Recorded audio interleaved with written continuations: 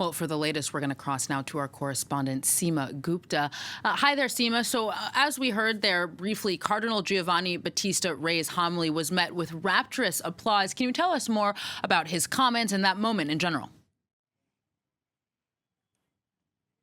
Yes, under this beautiful spring day, the faithful gathered for the funeral of Pope Francis listened to that homily by the 91-year-old cardinal. And you're right, there was applause at many points along the way. The homily really touched on the life and legacy of Pope Francis, what the work that he did with those who are marginalized, and also how he used his charisma in order to reach out to people and make them realize that they could do better. There was a particular rapturous applause when he talked about Pope Francis trying to help the migrants, how he chose to make his very first papal trip to the island of Lampedusa here in Italy, the island that often sees the arrivals of boatloads of migrants making that very dangerous journey across the Mediterranean to reach Europe's shores. He also traveled to Lesbos and at that time brought refugees back with him when he returned to the Vatican. So he talked about what the Pope did there and also mentioned about how he pushed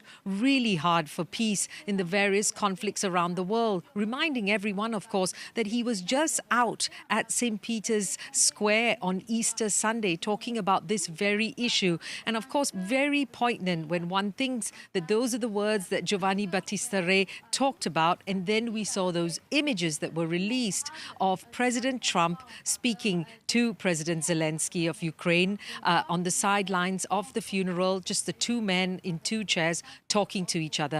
Sort of reflective of what Cardinal Re was talking about, the Pope pushing for negotiations, pushing for talks. So what do you make, Seema, of the turnout for this funeral? How does it compare to that of some of the past popes? Well, the last sitting pope that had a funeral was back in 2005, Pope John Paul II. And the figures that we have from that funeral was something like 300,000. In the case of Pope Francis today, the authorities have told us it's more than 250,000 and some 150,000 others lined the streets as the body was brought to the Basilica of Santa Maria Maggiore, where he will be buried or is being buried. And so essentially, you could say the figures are more or less comparable. One also has to put things into context. When Pope John Paul II died, he was a Polish pope, the first ever Polish pope. And so there were busloads of people from Poland that came in to Rome, came to the Vatican to participate in that funeral. Also, times have really changed. Back in 2005, you didn't have the cell phones and the social media and the level of internet coverage that you do have now. So many more people were following this service, obviously, on their screens, on their laptops, on their phones. So very different ways of looking at the two funerals.